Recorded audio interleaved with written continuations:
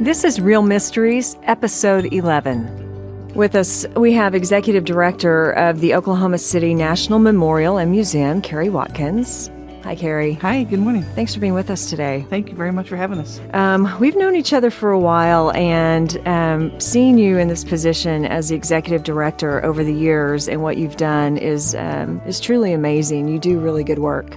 Thank you. It's the work of a lot of people that I just get to help orchestrate, but thousands of hands have touched this project. How many years have you been with the memorial? I was the first employee hired in 1996, so I just had my 19th anniversary. Oh, wow. Wow, that's a long time. Your mission statement at the Memorial Museum is, "We come here to remember those who were killed, those who survived, and those changed forever. May all who leave here know the impact of violence. May this memorial offer comfort, strength, peace, hope, and serenity." So for those who have never been to the museum, Kari, tell us what it's like to tour the site. Well, the Memorial Museum are meant to go hand in hand. The outdoor site is meant to be the symbolic element without telling the entire story graphically. It's meant to show you the 901 and the 903 gate. And as you're standing on that ground, you're standing at 902. You may be looking into the reflecting pool and seeing a face change forever in that very shallow 3/4-inch reflecting pool that spans the length of the street where the truck parked that morning. And then the loblolly pines that frame the footprint of where the chairs stand will grow to be 90 feet, equal to what the building stood, as a 9-story building. And then you have 168 chairs standing there in 9 rows representing the floors of the building, and then the names of the chairs are placed on those chairs. People were working that morning or were visiting, and those are alphabetical. And then at the western edge is the 903 gate, the eastern edge is the 901 gate, and the moment before the bomb, the moment after the bomb, when healing began. And 901 obviously is the innocence. And also on that eastern edge is the one surviving wall of the Murrah building, which we call the Survivor Chapel, which holds some original granite from the Murrah building where we have inscribed nearly 700 names of survivors. And so all that encompasses the outdoor site with this 90-plus, nearly 100-year-old American elm that withstood the test of the blast and is called the Survivor Tree. And it is at the highest point of the memorial and really watches over the entire site daily. And we watch over that tree daily, and so it's all full circle. And then as you head west and enter the museum, you walk through the Rescuer's Orchard, which, that line of the tree says, "To those who came from near and far, we offer our eternal gratitude." And that's a tribute to the rescue workers. It's a tribute to those who came immediately, to those who came in the days that followed to help. And so you have these fruit and flower-bearing trees that help guide you to the Survivor Tree or back to the museum. And as you walk into the museum, you see this children's area where you can interact with chalkboards on the ground, and which are full daily, kids' messages, adult messages, and then you enter into the museum, which really is the guts of the story, and it's meant to show you what happened, which makes the outdoor site even more symbolic. So we hope people go inside first because it makes the outdoor even more meaningful as they do that. But the museum is a 50,000 square foot museum, recently enhanced and renovated to probably the most state-of-the-art museum, or one of the top 3 or 4 in the country as far as technology and story. And really, it's told in a way that is, my mother's generation may read the text panels.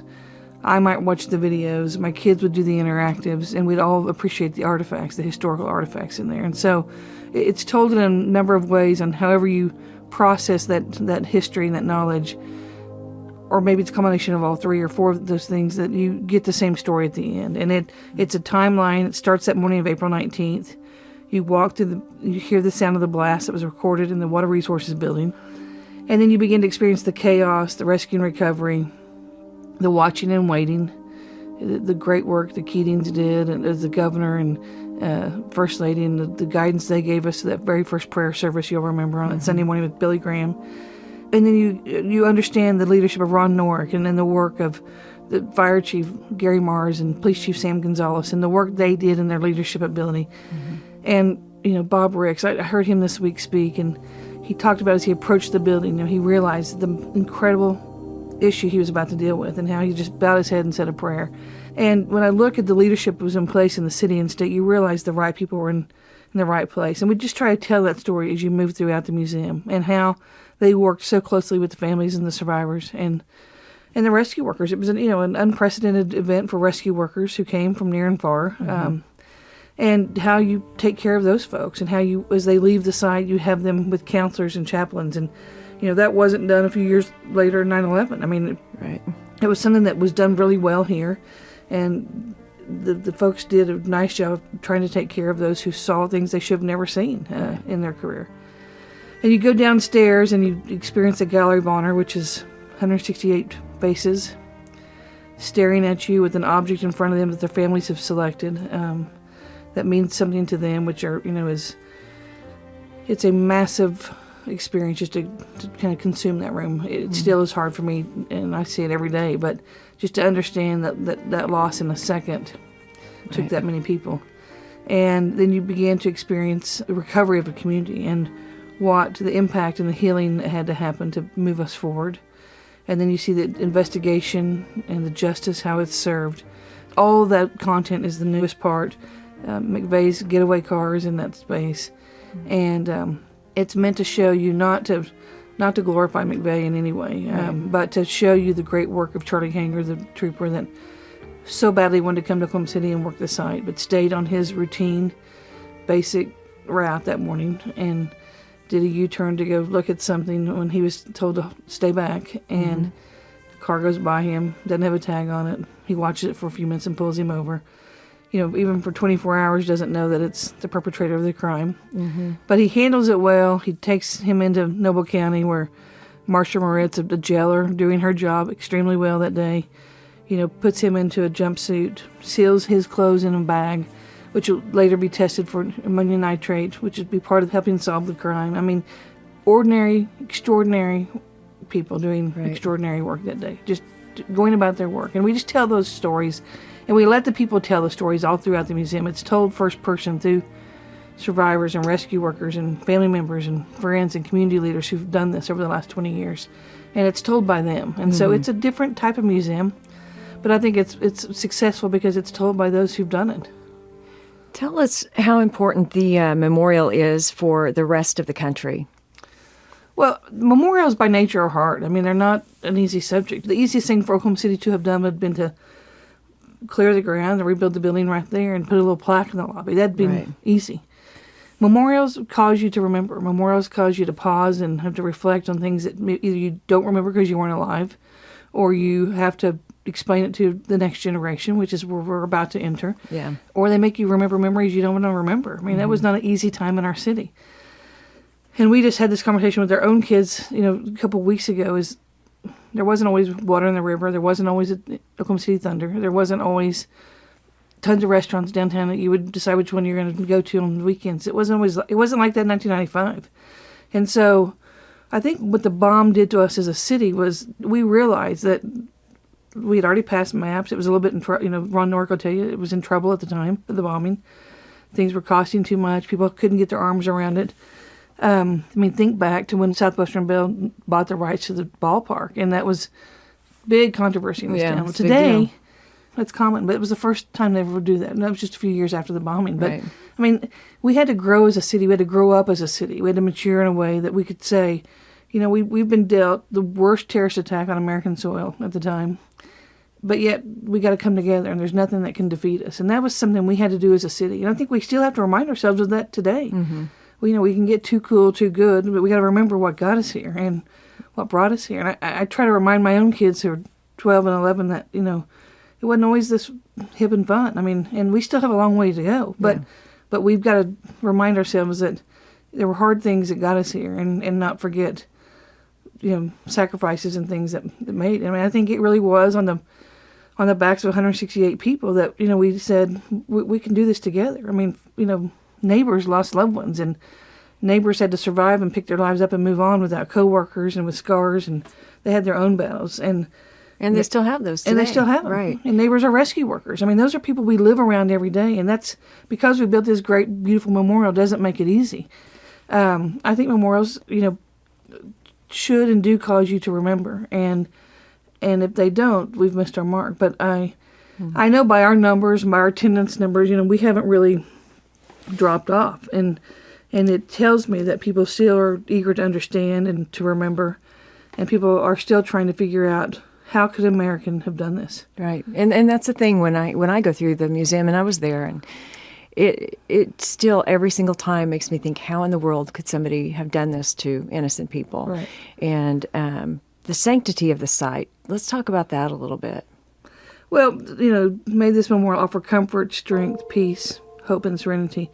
Those are, not 5 words that we just say. I mean, we want people to find comfort there in whatever way it is. You don't know how people enter. It's no different than being in a classroom with kids. You don't know where all they're coming from.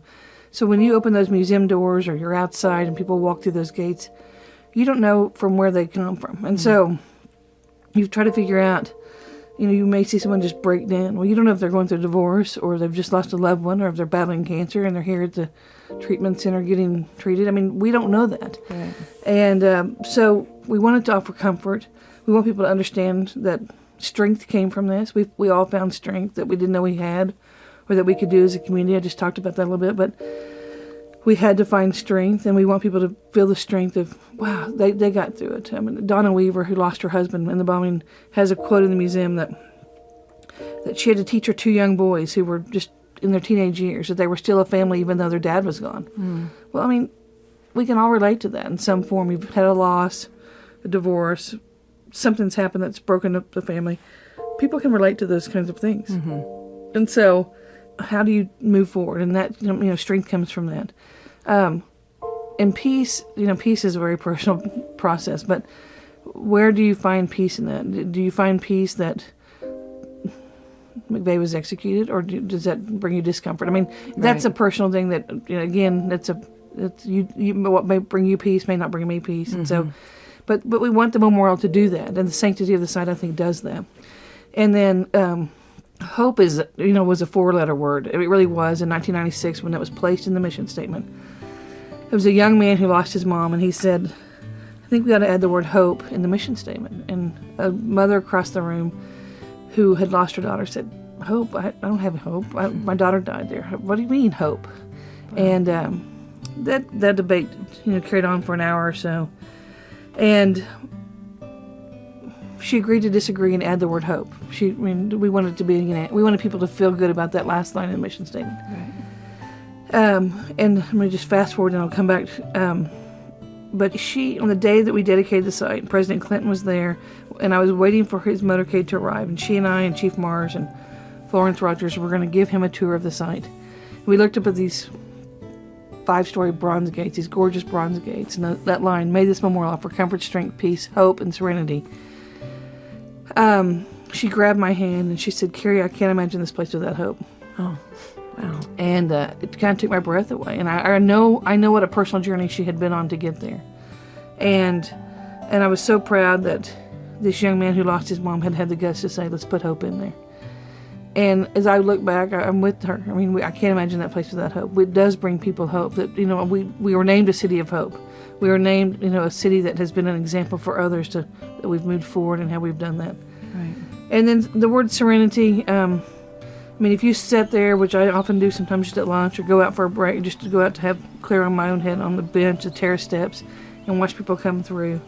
It is a place of serenity. It's a place of quiet. In the midst of downtown, in this growing downtown, it's a place of quiet and comfort. And I just think I give credit to the designers of how that was built and how we changed the elevation of the site a little bit to bring quietness into that space. But it's a special place. And, I would say that it's not an easy place. If you lived through the bombing and you lived in Oklahoma City, it's not an easy place to go to. Yeah. But I would say that sometimes we have to push ourselves to feel a little uneasy, to remember how far we've come and how far we've come together. Right. And it's worth it. It's a new place. So even if you have visited, it's a new museum, and it's not the new story, but it's new artifacts and new oral histories and new technologies that weren't there. And I hate to use the word favorite, but what is the most special part of the Memorial Museum to you? Well, I have a couple places.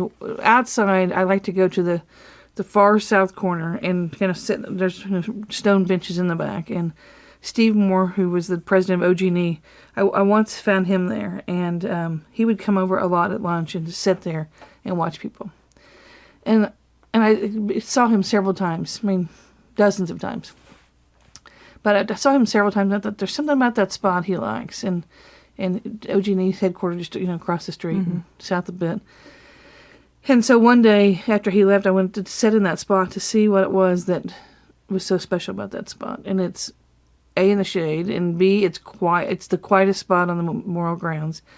And you can look at the face of the people as they approach the chairs. You can see the survivor tree.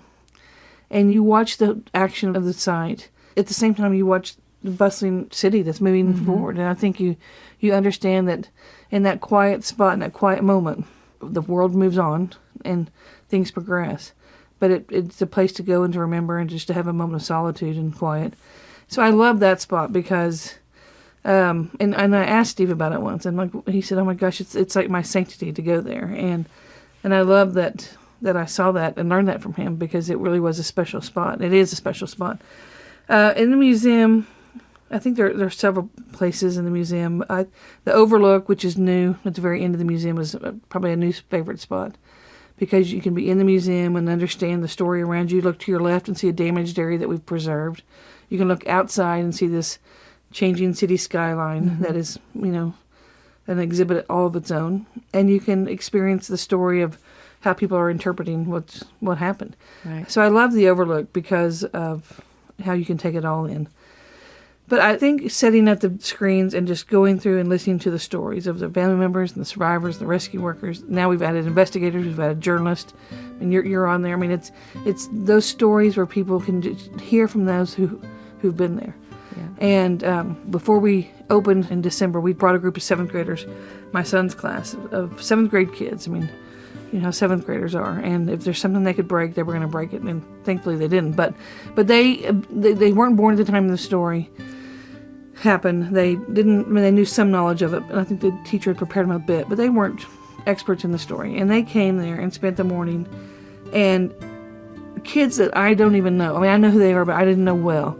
The things they said to me and the questions they asked absolutely knocked me off my feet. And they sat there and watched oral history after oral history, consuming the story, and video after video, and doing the touch screens. And we've cut those in minute sound bites or 45-second sound bites. People will interpret them, and there may be a dozen per person or 6 per people, whatever it is. But right. I love that those who were so closely involved, the stakeholders of the story, can still tell their story. And I love that we will always be able to add to that and grow that collection. And that's something that not every museum has. But recently took our own family to Gettysburg, and I was thinking, wouldn't that be great if that technology would have been available and you could have heard those soldiers talk about what they saw and what they wouldn't that have changed that story? I mean, and so I think when we do those oral histories and we line up one more, and I say this to myself all the time, it's one more great story you're capturing.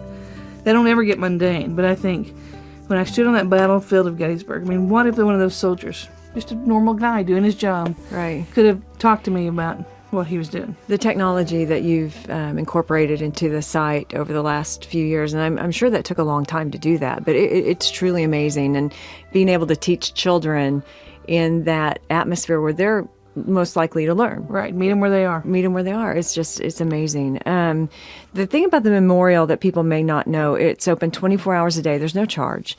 What kind of feedback do you get from people who visit the site? Oh, I think for the most part, people are pretty overwhelmed by the outdoor site. I mean, the outdoor site is open 24 hours a day, and the thing that people probably don't understand is how we can do that. And we have security on the site 24 hours a day. But I think one of the things we work hard to protect is the sanctity. I mean, you mentioned it, the serenity of the site. And so people have been enormously respectful of the site over the last 20 years. And I think the thing we hear the most is how it's touching and beautiful and meaningful all at the same time. I mean, they can visit that and realize the impact of violence. And then I think the museum, which is not open 24 hours a day, people also may not realize that the museum admission pays for the outdoor memorial operations and the museum operations. We don't receive any government funds, and we're not a federal site. It's a private site. Right. And when you see a park ranger out there, Congress does supplement pays for them to be there. Right. But It's not a normal national memorial. And so that's something else Oklahomans chose to do different after we set up shop. And I don't think we don't regret that a bit either. But I think we hear from people all the time how we operate it and how incredible that is. Yeah, it is. But that's also allows you to take the politics out of it, and you don't have to worry about what Congress gives you. You just go raise the money and do it yourself. And that's a interesting perspective, and not everyone's done that. More and more places are doing it because they've seen the success here. And speaking of raising money, the Memorial Marathon raises money for the museum, correct? Our largest fundraiser raised $1 million last year. 25,000 runners laced up and got out there on that Sunday morning to get wet and rained on. And, we chose the marathon. A couple of local business guys thought of that concept, and we liked it because it was significant and symbolic of what our community would go through over the coming years. And we didn't probably predict how well it would be received, but we knew that it would be similar to the journey. And I've never trained for a marathon, obviously, but those who do, train for months and work for months and practice and go back at it, and even in pain, they go back at it and run. And that's very symbolic to the journey that this community has been on over the last 20 years. And how do you use the marathon, people who come here, because there are people from all over the world who come to run the marathon, how do you hope to educate them? Well, we want them to know our story. Right. A lot of people come because of the story, or they know about it. It's a different race. There's no prize money, so people don't come here to win money, which is different than any other marathon we know of.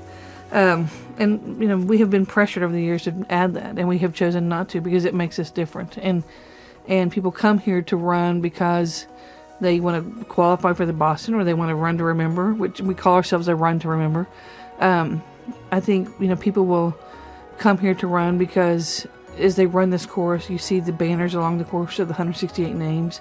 You see firefighters cheering you on. You see policemen in every couple miles. I mean, you see the community out in full force. And people love that. And we hear a lot from people who come here to run about the Oklahoma Standard and the people of Oklahoma. And then I think that, lastly, the thing we hear the most from runners is they love our city and just the different topography of the city and the different courses we run them on. And they love the finish line where people are gathered to bring them home. And I think that's just, it's been a great success. We don't ever want to rest on it. We want to keep making it better. And but we're proud of how it's grown, and we'll keep growing it. You just said the Oklahoma Standard, and there's an effort right now through the month of April this year about committing to the Oklahoma Standard. Talk about that just a little bit. Well, the idea came from Sam Presti, who's the GM, Executive Vice President of the Thunder, and who was a transplant in Oklahoma, and truly in Oklahoma now. But one of my trustees, and in a planning session preparing for the 20th anniversary, he kept bringing this up about we are growing as a city to the point where we can kind of see a little bit of a shift in the culture. And how do we protect what has made us so unique? And so the board began to work through this. We talked about asking people to commit to one act of service, one act of honor, and one act of kindness in the month of April. And it's not to overcomplicate it. These are very simple acts. A simple act of service could be working in a soup kitchen, working at your kid's school, at your church, at your synagogue. One act of honor is coming to the museum and going through it, or cheering along the marathon route, or running the marathon, or running one of the races of the marathon. But something that honors the 168. And then one act of kindness is, for me, I practiced it in a fast food line the other day. If someone wanted to cut in front of me and I wanted to win my battle, I decided I'm just going to take a breath and let them cut in. And my kids were like, "What are you doing?" And I'm like, "Practicing my act of kindness." Kind. But it's those kinds of things when you want to act human and you decide to act Oklahoman and be nice. And Sam talked about when he first came here, there was a thunderstorm and knocked a bunch of leaves and branches down, and he was on a road trip, and he came home and his yard was raked and everything was stacked neatly, and his neighbor had done that for him.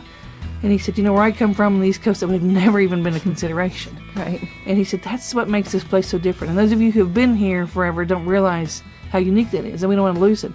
So we began to work with ask the chamber, and they're like, 51% of Oklahoma City are all new people. They were either born since 95 or have moved in.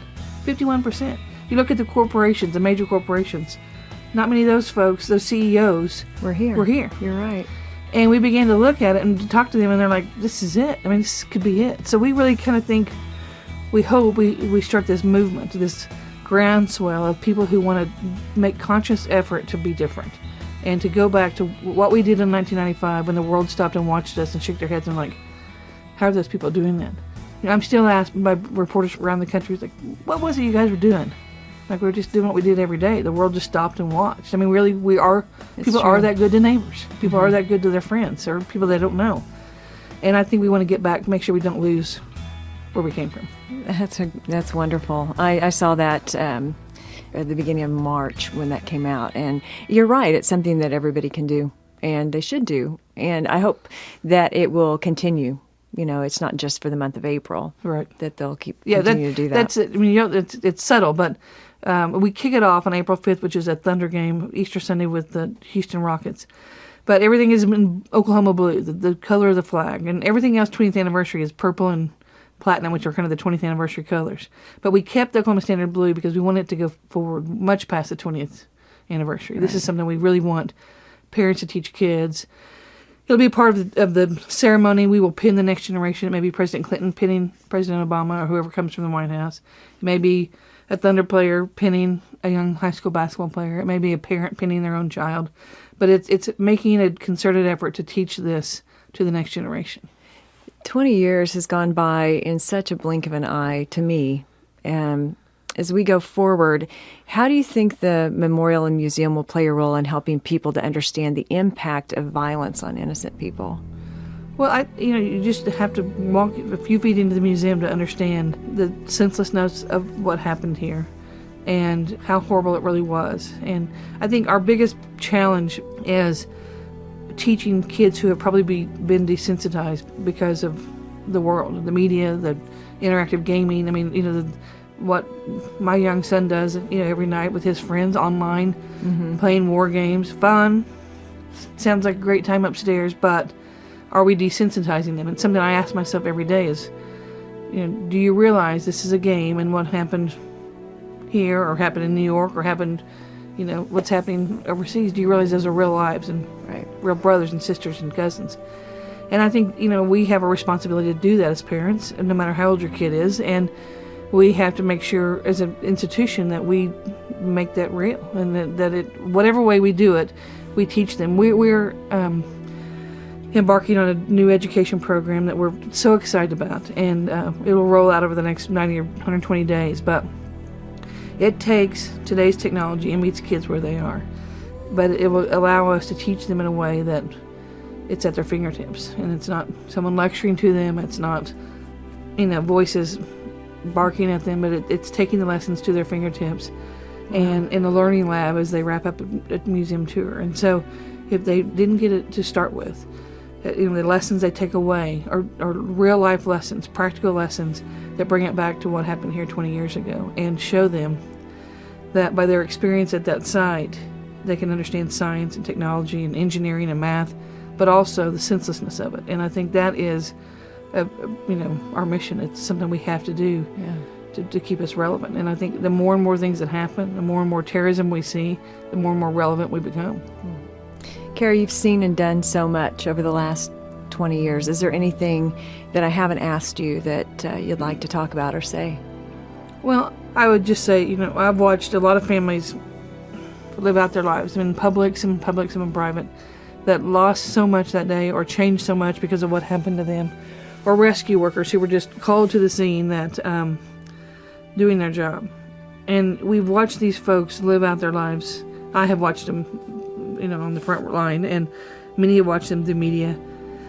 And I think we have to realize that those are not just people on the TV screen or on the radio. I mean, these are real lives. They're dealing with the same issues we deal with at home every day.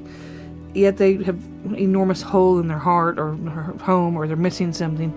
And I think being able to watch these folks, and they're really heroes of mine. I mean, they really have heroically figured out how to put their lives back together in the very best way they can. But the one thing I've learned by watching all that, and by watching community, and the one lesson that stands out to me the most is that we have to learn to meet in the middle. I mean, we're watching a nation that is polarized at two extremes. And what got us to this event in the first place was an extremist, And somehow, some way, with all the yakking in our ear and all the social media, we have to teach our kids, and we have to remind ourselves daily that we got to come to the middle, because what you believe in, and what I believe in, I strongly believe in. And neither one is necessarily right or wrong. They're just what we believe. And so when we try to get to solutions, the convention center, the, streets, or whatever bond issue we're passing, schools, storm shelters, whatever it is that we're trying to pass as a community, unrelated to what happened downtown 20 years ago, we all feel strongly in the sides we have selected. But somehow we've got to get to the middle and say, either this will work or it won't work. And it's a young lesson that I learned from a kid who wanted to keep 5th Street open, 19 years ago when we were making those decisions about how big the memorial would be. And he wanted to keep that street open because it would signify that we had given in to the terrorists if we closed it. And as he made his presentation to the council, he believed with every ounce he had that was the right thing. And we believed with every ounce we had that it should be closed so we could have a larger memorial. Now, ultimately, the council sided with us. But I'll never forget that young kid and realizing, the light flipped on, and I was 30. I'm embarrassed to admit it, but I was 30 thinking, oh my gosh, he's not wrong because he believes that. He just really wants that to happen. He just believes that, right. And he comes every year. I see him every year in the crowd, and I thank him for the lesson he taught me at, an old age and a young age, that we've got to figure out how to compromise and get to the middle. And it seems like such a simple lesson, but as I look back at the 20 years of our city and families putting things back together, it's been about compromise. It's been about coming together, unifying, and getting to the middle. And as I look at the nightly news and social media and the newspaper and radio, all you hear is people going to both sides. And if anything this anniversary stands for, I hope it's a symbol of people coming together and figuring out the very worst of times. And at that time, there was nothing that had been dealt worse than this in this nation, in modern era. And how we could get to the middle and decide we were going to figure out how to do this together. Right. And that's, I think, the most important lesson to me. It's people died. People have spent 2 decades putting their lives back together.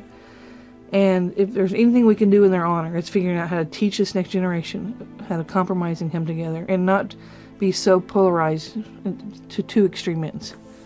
Kari, it's been such a pleasure talking to you this morning. Thank you for being with us. I really like the podcast. You guys are doing good. Oh, thank you. I'm really glad to be a part of it. It's kind of therapeutic almost, My son's 21 and he was 1. And the thing is, I remember that those 2 little boys that died, he looked just like them when he was 1. His hair was blonde, he had a chubby face and all that.